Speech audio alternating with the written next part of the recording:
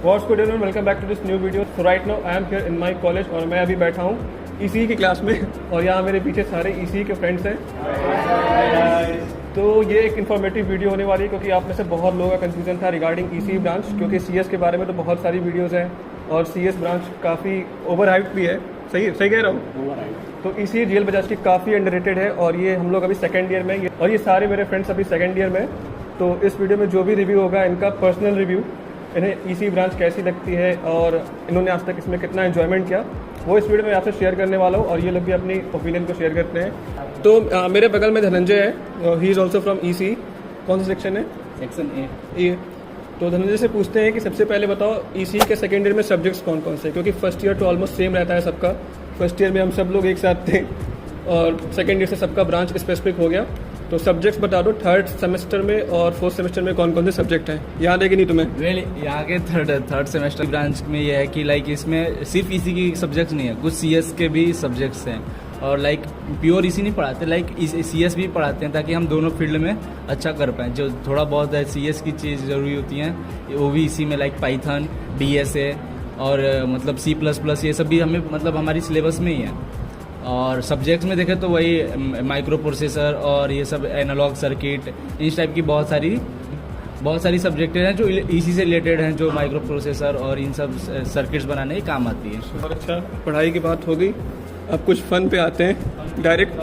फ़न के लिए तो ये है आदित्य भारती। तो पहली बात तो हाँ बिल्कुल, मतलब कॉलेज की तरफ से कोई फ़न नहीं है, जो फ़न है हम आपस में ही करते हैं, ठीक है। और मतलब लाइक फ्रेंड्स के हम एंजॉयमेंट करते हैं, जो कर सकते हैं वो करते हैं। ऐसा कोई कॉलेज प्रोवाइड नहीं करता ना कुछ टूर पिकनिक या कुछ भी एंटरटेनमेंट, इतना इवेंट नहीं है। कुछ क्लब्स हैं जो कि सिर्फ मतलब पर्टिकुलरली काम करते हैं टेक्नोलॉजी सेक्टर में। ऐसी समय एंटरटेनमेंट के लिए कोई क्लब नहीं है। एंटरटेनमेंट के लिए नवरंग है, बट आई थिंक वो इतना एक्टिव नहीं है। मैं खुद उसका मेंबर हूँ, बट ख़राब रिव्यू दे रहा हूँ, कोई दिक्कत नहीं है। और एक क्लब है श्रीनिक, जो हर चीज़ें ऑर्गेनाइज कर रहा है फिलहाल। वो है बेसिकली टेक्नोलॉजी रिलेटेड है, लेकिन अब वो हर सेक्टर में फॉलो वो कर रहा है। और अभी अनवेथा बना है, आई थिंक ECE का क्लब, ECE का पर्टिकुलरली क्लब है और अभी उसके रिसेंटली हायरिंग भी हो रही है, सब चीज़ें हो रही हैं, तो वो क्लब अच्छा है। एंड फ़न के लिए तो रिकमेंड करूँगा कि ना ही आए। अगर तुम्हें सिर्फ प्लेसमेंट चाहिए, पढ़ाई चाहिए, सीरियसनेस चाहिए तो बिल्कुल आओ। एक्सप्लोरेशन करनी है और कॉलेज लाइफ को एंजॉय करना है तो बहुत अदर कॉलेज हैं, लेकिन वो फिर प्लेसमेंट और ये सब करियर वाइज उतने आई थिंक अच्छे नहीं होंगे। तो तुम्हें जैसा तुम्हें चाहिए वैसा तुम डिसाइड करो और एक्सप्लोर करो। पढ़ाई से मुझे याद आया और अनूप ने मुझे बताया था कि बहुत सारे बच्चों के 9 CGPA आए थे इसी में। तो कौन है, कोई है इसमें से यहाँ पे? 9 नहीं, 8, 7.5। बस उसको माइक पकड़ाया जाए, मतलब मेरे फ़ोन का रिकॉर्डर पकड़ाया जाए और स्टार्ट करो बताना कैसे लगा जो सिलेबस है ECE का। देखिए, अगर आप कोर में बेसिकली आ रहे हैं तो जाहिर सी बात है कि आपको मेहनत तो खूब करनी पड़ेगी, क्योंकि core in comparison to other normally tough है। इसमें आपको ये जैसे IT और CS से ये डिफरेंस हो गया कि थोड़ा सा कोर में लेंदी न्यूमेरिकल पार्ट, सर्किट से, इलेक्ट्रॉनिक्स है तो बेसिकली सर्किट से ज़्यादा डील करना है।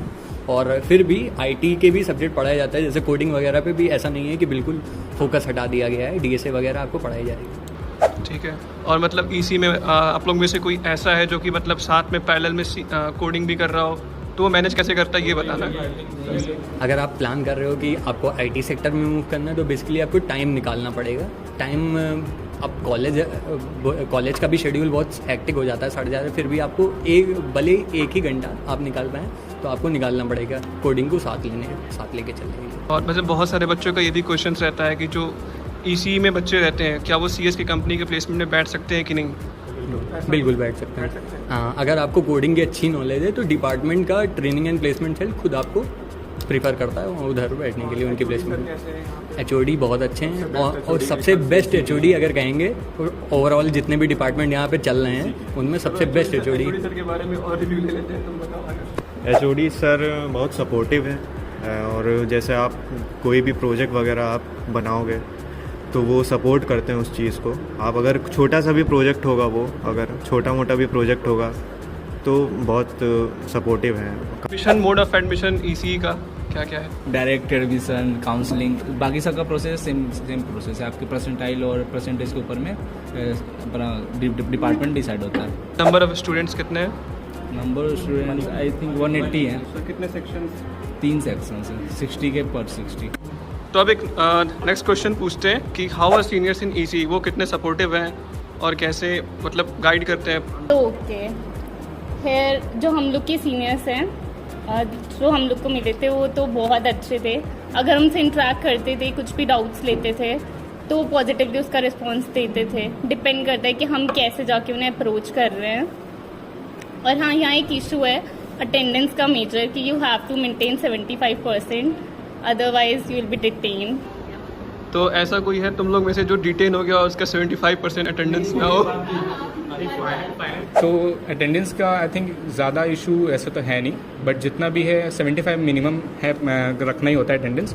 और अगर किसी का कम भी हो तो सपोर्टिव हैं, बाद में भले ही आपके ऊपर प्रेशर बनाएंगे कि आपको अटेंडेंस पूरी करनी है, कंप्लीट करनी है, लेकिन एट द एंड आपको सपोर्ट करके वो, आप इसी कॉलेज के स्टूडेंट्स हो तो आपको सपोर्ट करेंगे और आपको एग्ज़ाम में बैठने देंगे। लेकिन हाँ, इंटरनल में जो इंटरनल एग्जाम्स होते हैं लाइक ST1, ST2 और PUT, इस समय अगर आपके अटेंडेंस कम हो तो उसमें डिटेन हो सकते हो, लेकिन फाइनल में आई थिंक नहीं होता है कोई भी, इतना प्रोबेबली किसी को नहीं किया जाता। तो अटेंडेंस का इतना इशू, ज़्यादा मेजर इशू नहीं है। भाई सारे क्राइटेरिया में पास हो जाते हैं, बस अटेंडेंस वाले में पास नहीं कर पाते। इवन 33 भी नहीं कर पाते ये। तो एक और क्वेश्चन है श्रेयांशी से, she is a lateral student in EC, तो लैटरल में एडमिशन लेने का क्या प्रोसीजर है यहाँ पर ईसी में? एक तो ये है कि आप काउंसलिंग से भी आ सकते हो और दूसरा ये है कि आप डायरेक्ट एडमिशन से हो सकते हो। तो अगर आप काउंसलिंग से आते हो तो प्रेफरेंस आपको CSE मिल सकती है, फर्स्ट थिंग। सेकेंडली, अगर आप डायरेक्ट में आते हो तो अगर आपका लाइक कोर ब्रांच हुआ लाइक सिविल मैकेनिकल तो आपको EC मिल सकती है, CSE नहीं मिलेगी आपको, फर्स्ट थिंग। उसके बाद फिर आपकी जो परसेंट होनी चाहिए डिप्लोमा में वो अबव 75 होनी चाहिए, जैसे कि हमेशा मेंशन ही रहता है कि 75 अबव रहता है तभी हो सकता है। उसके बाद आपको EC मिल गया। और एक चीज़ और मुझे यहाँ पे ऐसा आके फील हुआ कि पहले मुझे इस बात का था कि मुझे CSE मुझे चाहिए थी, लेकिन मुझे CSE नहीं मिली। लेकिन फिर जब मैंने EC को और थोड़ा समझा, उसको पढ़ाई, मैंने प्रोसेस को देखा, सब चीज़ें, तो मुझे ये फील हुई कि EC एक्चुअली एक एवरग्रीन ब्रांच है जो आपको EC में भी रहने का चांस देती है, एज वेल एज आप CSE में भी जा सकते हो। और आज के टाइम का अगर हम AKTU का सिलेबस देखें या जो भी, तो EC आपको जो सिलेबस प्रोवाइड कराती है वो दोनों ब्रांच से कंपेयर कराती है। आप कोर भी पढ़ते हो, साथ में आप प्रोग्रामिंग और भी नॉलेजेस का बहुत अच्छे से यहाँ पे पढ़ाई जाती है आपको चीज़ें। और उसके बाद जो फैकल्टीज़ हैं वो बहुत सपोर्टिव हैं, और फैकल्टीज़ इवन आपको प्रोजेक्ट्स में और जो भी आपको अपना पब्लिश करना है उसमें बहुत सपोर्टिव है। आप बस एक बार फैकल्टीज़ के अंडर आ जाओ, वो बहुत आपकी हेल्प करेंगे। एक और क्वेश्चन है कि बहुत सारे स्टूडेंट EC को एज ए ऑप्शन लेके चलते हैं कि उन्हें CS नहीं मिला तो मैं EC ले लेता हूँ, तो ये ऐसा करना कितना सही रहता है, कितना नहीं ऐसा डिसीजन? फ्रैंकली स्पीकिंग मेरा भी यही थॉट था, क्योंकि मुझे CSE नहीं मिली थी। लेकिन अब धीरे धीरे जब मैंने EC को, और सच बता रही हूँ, मैंने देखा तो ये फील हुआ कि आप इसे एज अ साइड एक सेकेंड ऑप्शन नहीं रख सकते हो। EC में बहुत अच्छी अपॉर्चुनिटीज़ हैं, करियर अपॉर्चुनिटीज़, और CSE में भी हैं एज वेल। आप जब EC से रहते हो, आप कुछ नॉलेज अगर CSE के गेन कर लेते हो ना, तो आपको एक बहुत होता है ना फील्ड में खड़े होने लायक, अब बहुत ज़्यादा चांसेस रखते हो as compare to other students. So आप दोनों जगह अपना इक्वल परफॉर्मेंस दो। और हाँ, अगर आप EC से हो तो आपको अपना CGPA तो ज़रूर मेंटेन करना पड़ेगा, और मेहनत भी ज़्यादा है, मैथ्स हैं, सिग्नल्स हैं, सब कुछ, मतलब मैथ्स पे बेसिस ही है, सब्जेक्ट ही है यहाँ पे। सारे में आपको डेरिवेशंस करने, इक्वेशंस याद रखना है, सब कुछ। प्लेसमेंट्स का कुछ बता दो, क्योंकि प्लेसमेंट ऐसा फैक्टर है कि सब वही देखते हैं। तो एवरेज क्या है, हाईएस्ट क्या है और रियलिटी क्या है प्लेसमेंट की, ये बता दो। जहाँ तक बात करें प्लेसमेंट की, तो GL बजाज का प्लेसमेंट अच्छा है, मतलब 100% क्लेम करते हैं, लेकिन 90-95 हो जाता है। अगर आपका बैक नहीं है 6 सेमेस्टर तक तो प्लेसमेंट हो जाएगा। जैसा कि सर बताते हैं कि अभी बॉस कंपनी आई थी 100 बच्चों को लेकर 8 लाख के पैकेज पे, तो भी था। और इस बार एक कैडेंस नाम की कंपनी आती है जिसका पैकेज 18 लाख है, केवल कोर के लिए आती है, तो उसमें भी हो जाता है। मतलब एक ही बच्चों का हुआ था, लेकिन वो यही है कि आप अपॉर्चुनिटी है, कंपनी आती है। इंटेल एक बार कंपनी आई थी ना, सिर्फ इंटेल आई थी 30 लाख का पैकेज। और एक दीदी का शायद अमेजन में हुआ था 2021 बैच की थी 44 लाख का। तो कंपनी कोई बैरियर नहीं करती कि आप EC के हैं कि CS के हैं, मैकेनिकल के हैं, आपको कोडिंग का अच्छा नॉलेज होना चाहिए, प्लेसमेंट हो जाता है। वही है कि तो कोडिंग का नॉलेज होना चाहिए कि कोर का होना चाहिए कि दोनों का एक अच्छा कॉम्बिनेशन होना चाहिए? नहीं, कोडिंग मतलब जो मोस्टली CS की कंपनी वो तो कोडिंग पूछेंगे, कोडिंग राउंड होगा पहला, दूसरा जो भी होगा, और थोड़ा बहुत मतलब कोर का भी पूछ लेंगे अगर आप कोर से हो तो। और प्लेसमेंट यहाँ का ठीक है, कोई दिक्कत नहीं है, प्लेसमेंट हो जाती है, सबकी हो जाती है, 4-5 लाख की तो प्लेसमेंट सबकी हो जाती है यहाँ। फैकल्टीज़ की गाइडेंस भी रहती है। हाँ, फैकल्टी गाइडेंस है, 2-3 सर हैं जो गाइड करते जोड़ी हैं। सर खुद गाइड करते हैं अगर आप इनके अंडर में चले। और इंटर्नशिप्स के बारे में बेसिकली अगर इंटर्नशिप की बात करें तो हमारे कॉलेज से खुद इतने सारे स्टार्टअप, आई गेस 24 स्टार्टअप्स हैं हमारे कॉलेज से। तो बेसिकली मैं खुद एक इंटर्न हूँ, जिलोनी करके एक हमारी प्रोडक्ट बेस्ड कंपनी है। सो उसमें एज ए प्रोडक्ट डेवलपर मैं काम कर रहा हूँ। तो मतलब एक्सप्लोर करने के लिए तो काफ़ी कुछ है हमारे कॉलेज में। सबसे इंपॉर्टेंट बात, जो हम ईसी स्टूडेंट है ना, तो हमारे पास लैब सारे वेल इक्विप्ड हैं, तो कुछ भी ऐसे हमें दिक्कत नहीं आती, कोई भी एक्सपेरिमेंट हमें परफॉर्म करना हो। और basically as a BTech student में कई सारे माइनर प्रोजेक्ट जो होते हैं वो सबमिट करने होते हैं, तो उनके लिए सारी चीज़ें अवेलेबल होती हैं यहाँ पर, सारी तरह की सपोर्टिव फैकल्टी है यहाँ पर, तो उसमें ऐसा कोई दिक्कत नहीं आती। और इंटर्नशिप के लिए बताया, काफ़ी सारे स्टार्टअप हमारे कॉलेज से खुद ही हैं, एक्सप्लोर करने के लिए खुद एंटरप्रेन्योरशिप काफ़ी प्रमोट की जाती है। इन हमारे साथ भी हैं धनंजय, लाइक इनकी खुद का स्टार्टअप भी है और वो डायरेक्टर हैं। स्टार्टअप के बारे में बताओ, इसी से कितने स्टार्टअप निकले हैं और कुछ नंबर्स के बारे में बात करो स्टार्टअप के। मैं जिलोनी एयर प्योरीफायर हमारा कंपनी है, उसमें मैं अभी को फाउंडर एंड CTO हूँ। तो मतलब अभी फ़िलहाल हमारे साथ काम करते हैं अर्श राज इंटर्न है, वो सीनियर्स हमारे में करे थे, उसमें हम अभी इंटर्न हैं, हम उसमें अपना सीखते हैं, उसमें करते रहते हैं हम। इसी ब्रांच से मेजर स्टार्टअप देखा जाए तो 2019 में काजल दी ने करा था, उन्होंने उनका कंपनी है नाड़ी पल्स, मतलब उनका टोटल है 20 करोड़ का है। बहुत सारे उन्होंने इवेंट करे हैं, बहुत सारे सर्टिफिकेट्स मिले हुए हैं उनको, और मेजर स्टार्टअप है। और हमारे जो सर हैं चौड़ी सर, उनका लाइक इंडस्ट्रीज में बहुत वो पहचान है, मतलब लाइक वो हमारा कराते रहते हैं, विजिट कराते रहते हैं। और थोड़ा सा स्टार्टअप का लाइक इसी ब्रांच में माहौल थोड़ा अच्छा है, क्योंकि अभी फिलहाल CS के कंपेरिजन में अच्छा है। CS के कंपेरिजन में अच्छा है, क्योंकि फिलहाल 2 रनिंग स्टार्टअप इसी से चल रहे हैं हमारे ही कॉलेज में। तो अभी तक आपने जो भी देखा वो काइंड ऑफ फॉर्मल था, और अब चालू होता है हम लोग का क्वेश्चन आंसर सेशन, जो कि हम लोग आपस में करने वाले हैं अपने ब्रांच को लेके। तो अभी जब से तुम आए हो, फर्स्ट ईयर तुमने ज्वाइन किया है, तो what you like the most and what's the worst part? So basically जैसे GL बजाज के बारे में एक मिथ है ना कि मतलब बहुत स्टूडियस कॉलेज है, वो तो है नो डाउट, बट जो सबसे ज़रूरी और जो सबसे अच्छी चीज़ मुझे लगी, जो अभी तक मेंशन नहीं करी किसी ने, वो हमारी थी फ्रेशर्स पार्टी, जो 2 साल हमने बहुत एंजॉय करा। और बेसिकली गरबा नाइट भी हुई थी हमारी। तो ऐसा नहीं है सिर्फ हमारे पास सिर्फ पढ़ाई वाले माहौल या सच कुछ है, तो ये सारी चीज़ें भी जो थी वो एडअप होकर मतलब ये कॉलेज लाइफ को काफ़ी एनहांस करती है हमारी। और जो क्राउड रहता है उस टाइम में मतलब कुछ कंपेरिजन ही नहीं है उस चीज़ का। सो बेसिकली अब मेरा काउंटर क्वेश्चन इनसे ये है कि इन्होंने 2 साल यहाँ पर निकाल दिए हैं, इन्हें सबसे ज़्यादा जो पसंद आई अपनी चीज़ एज ए EC स्टूडेंट वो क्या थी? Basically focus. तो फर्स्ट ईयर में तो हम लोग को सब कुछ पढ़ाया जाता है, सारे सब्जेक्ट्स, मैकेनिकल भी रहता है, उसमें हम लोग को प्रोग्रामिंग भी कराई थी।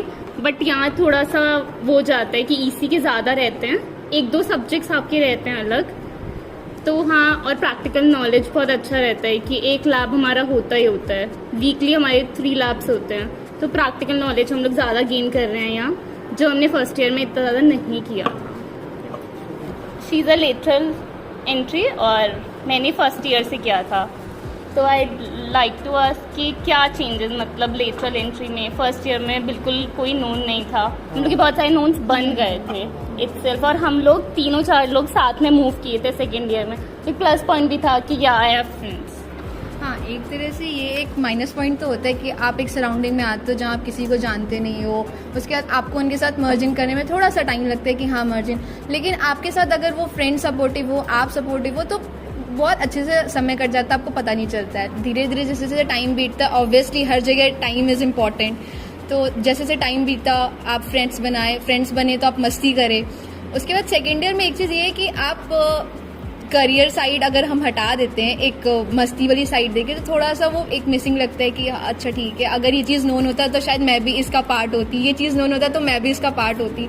बट आपको हर चीज़ पे स्ट्रगल करना है, एज इफ कि अगर आपको किसी क्लब में ज्वाइनिंग करनी है then you have to ask for the concern faculty कि मुझे इसमें लेना है, फिर वो सारी चीज़ें प्रोसेस, मतलब वो थोड़ा सा लेंदी प्रोसेस हो जाता है। लेकिन फिर मस्ती भी क्लास में ज़रूर होती है, लाइक ऐसे सब टीचर पढ़ा रहा है, mass bunk, most important mass bunk, अच्छा ठीक है अटेंडेंस नहीं पूरी है लेकिन मास बंक करनी है। इसी डिपार्टमेंट में मास बंक करना कितना आसान है? बहुत इसी डिपार्टमेंट में लाइक ऐसा होता है कि मास बंक का अगर चल रहा है तो आधे मतलब बच्चों को अपना नहीं रहता है मेरा अटेंडेंस कितना है, मुझे मैं डिटेन हूँ कि मैं नहीं हूँ, लेकिन मुझे मास बंक करना है। क्यों? क्योंकि पूरी क्लास मास बंक कर रही है, अकेले नहीं रहना है। और दूसरी चीज़ ये कि अगर कोई बंदा अगर चाहता है कि नहीं मुझे तो क्लास करनी है, एज इफ कोई स्टूडियस बंदा होता है कि नहीं मुझे क्लास करनी है, मुझे पढ़ना है, मुझे मास बंक नहीं करना, उसे जबरदस्ती खींच के क्लास से निकालना पड़ता है। नहीं तुम चलो, क्योंकि पूरी क्लास मास बंक कर रही है, तुम्हें भी करना और है। इसके जैसा दोस्त हो तो फिर मास बंक हो ही नहीं पाएगा। ऐसे दोस्त ना हर क्लास में होते हैं, पूरे सेक्शंस में ऐसे हैं, निकाले जाए तो 5 से 6 आज क्या हुआ? ये सब होता रहता है, ये सब normal. GL Bajaj is known for strictness, तो फिर भी अगर आप सेकेंड ईयर में हो तो लूप होल्स तो आपने ढूंढ लिए होंगे, तो इस वीडियो में बताना सही रहेगा कि नहीं ये बताओ, या फिर इंस्टाग्राम सबके मेंशन कर दूं, बच्चे पर्सनली डीएम कर लेंगे। ये वाला पार्ट ज़्यादा सही रहेगा। कि अगर हम नहीं बताएंगे तो will get to know after first year. एक चीज़ और करते हैं, लास्ट कोई मैसेज अगर रिकॉर्ड करना चाहते हो या बताना चाहते हो जो जूनियर्स ईसी के लिए ट्राई कर रहे हैं जीएल बजाज में कि ईसी कैसा है, लूँ या ना लूँ, उनके लिए कोई मैसेज? सो बेसिकली अगर तुमने डिसाइड किया मतलब जीएल बजाज की इसी डिपार्टमेंट में आने के लिए, तो मेरे हिसाब से तो बेस्ट डिसीजन रहेगा वो तुम्हारी लाइफ का, ठीक है, क्योंकि तुम रिग्रेट नहीं करने वाले हो बिल्कुल भी। सारी तरह का कल्चर तुम्हें यहाँ पे मिलने वाला, apart from studies you will get to enjoy a lot, and as you can see that हमारी फ्रेंडशिप इतनी अच्छी हो चुकी है अभी, तो सपोर्टिव तो काफ़ी है, seniors, your batchmates, your faculties, everyone is supportive, तो I think that it's the best college for EC department. जितना लोग कहते हैं कि स्ट्रिक्टनेस है जीएल बजाज में या समथिंग कुछ, तो उस डर से अगर तुम नहीं लेना चाहते हो तो मैं इस लाइन सजेस्ट करूँगा कि भाई जहाँ स्ट्रिक्टनेस होती है वहीं सबसे ज़्यादा फन होता है, और जहाँ इजी गोइंग होता है वहाँ उसकी मेमोरीज क्रिएट नहीं होती, तो आई थिंक तुम्हें लेना चाहिए, स्ट्रिक्टनेस का भी अलग ही मज़ा है। आई वुड से कि देखो अगर तुम बहुत कॉन्फिडेंट हो कि हाँ मुझे आईटी में ही जाना है, then go for it, but अगर स्लाइड विद भी कंफ्यूजन है कि नहीं मुझे पब्लिक सेक्टर ओपन रखना है आगे के लिए, और I will try in that one also कि मैं कोडिंग भी मैनेज करूँगा, then EC is the best option. आपके लिए पब्लिक सेक्टर कभी बंद नहीं होगा। पहला तो ये है कि ऑब्वियसली ड्रेस है तो उसके वजह से सब सोचते हैं कि बहुत ही स्ट्रिक्ट कॉलेज है, ये सारी चीज़ें हैं, ठीक है वो चीज़ें हैं, पर एक चीज़ आप ये भी देखो कि यहाँ पे जो 9 to 5 की जो टाइमिंग चलती है कॉलेजेस की, ये आपको आगे के प्रोफेशनल लाइफ के लिए आपको उसमें डाल रहा है वो, ठीक है। अगर अभी से आपको फ्री कर देगा, फ्रीडम दे देगा, तो फिर जब आगे आपके ऊपर वो वर्कलोड आएगा ना, तो आप उसमें भी फ्रीडम ढूंढोगे, आप सक्सेसफुल नहीं हो पाओगे एक तरीके से। तो ये आपको एक स्टेज दे रहा है चढ़ने को, तो वो चीज़ एक अगर देखा जाए तो नेगेटिव नहीं है, ठीक है, पॉजिटिव है, हर चीज़ का पॉजिटिव व्यू लेके लाइफ में चलना चाहिए। और अब तो ऐसी स्टेज है कि हमें पॉजिटिव ही रहना चाहिए, क्योंकि बहुत सारा ऐसा होता है प्रेशर आता है पढ़ाई का, हर चीज़ का, तो वो चीज़ है। मतलब आई गेस कि जैसा भी इसके रिव्यूज़ हैं कॉलेज का, ठीक है, स्ट्रिक्टनेस है, फैकल्टीज़ हैं, बट अच्छा कॉलेज है, ईसी डिपार्टमेंट अच्छा है, फैकल्टीज़ बहुत अच्छे हैं, आपको बहुत सक्सेस मिलेगी अगर आप मेहनती हो, आप कर सकते हो तो। अगर आप कंफ्यूज हैं ईसी और सीएस के बारे में, तो आप बिना सोचे ईसी ले सकते हैं, क्योंकि ईसी में ये होता है कि आपके पास 2 ऑप्शन हमेशा रहते हैं, आप या तो अपने कोर में जा सकते हैं या फिर मतलब कोडिंग करके सीएस में जा सकते हैं। तो इसी अच्छा ब्रांच है, इसको एवरग्रीन ब्रांच भी किया जा सकता है। थोड़ा टफ है, मेरे तो ये टफ हो रहा है अभी, बाकी ब्रांच ठीक है, लॉन्ग टर्म के लिए अगर देखा जाए तो गवर्नमेंट साइड जाना हो तो उसके लिए बहुत अच्छा ब्रांच है ईसी। आईएएस एक एग्जाम होता है, गेट भी आप दे सकते हैं, तो ईसी ब्रांच एवरग्रीन ब्रांच है, बहुत अच्छा ब्रांच है, आप ले सकते हैं, दोनों तरफ जा सकते हैं। तो गाइस हमारी डिबेट होगी, या डिबेट होती है, ओके। सो इसी पॉइंट में मैं ऐड ऑन करना चाहूँगा कि जिसको ये सोच के अगर वो ईसी ले रहा है कि मुझे सीएस नहीं मिली और मैं ईसी में लेके फिर सीएस में चला जाऊँगा, तो एट द एंड आप ही को स्ट्रगल करना है ईसी में। तो मैं ये सजेस्ट करूँगा जिसका मैथ स्ट्रॉन्ग ना हो या किसी को इंटरेस्ट ना हो, क्योंकि बहुत ज़्यादा टेक्निकल बैकग्राउंड है ये, हर चीज़ है मैथ से, फर्स्ट ईयर से सेकंड ईयर से लेके लास्ट ईयर तक पूरा मैथ्स ही मैथ्स है। और इंपॉर्टेंट क्वेश्चन है कि बहुत सारे बच्चे फर्स्ट ईयर में ईसी लेते हैं और उनके दिमाग में रहता है कि अच्छी सीजीपीए ला के ब्रांच चेंज करवा लेंगे, तो अगर ऐसा आप कर रहे हैं तो एक मिनिमम कितनी सीजीपीए चाहिए, इस बारे में? अगर बेसिकली 8 पे 8.5 या 8 प्लस 8.3 पे आपको आईटी वो प्रेफरेंस, मतलब कितने नंबर ऑफ एप्लीकेशन आए होते हैं उस पर डिपेंड करता है। 8 प्लस पे आईटी हो जाता है, और अगर आपको सीएसई के लिए ही मतलब ब्रांच चेंज करवानी है तो फिर 9 प्लस 9.3 9.4 इतना होना ही। मतलब तुम लोग के सेक्शन में, तुम लोग के नोन में किसी का हुआ है? एक मैं खुद अप्लाई किया था, चेंज कीजिए, तो मेरी सीजीपीए 7.6 थी ओवरऑल, और जिसका चेंज हुआ मेरे क्लास का उसका 7.8 था, आईटी में हुआ है।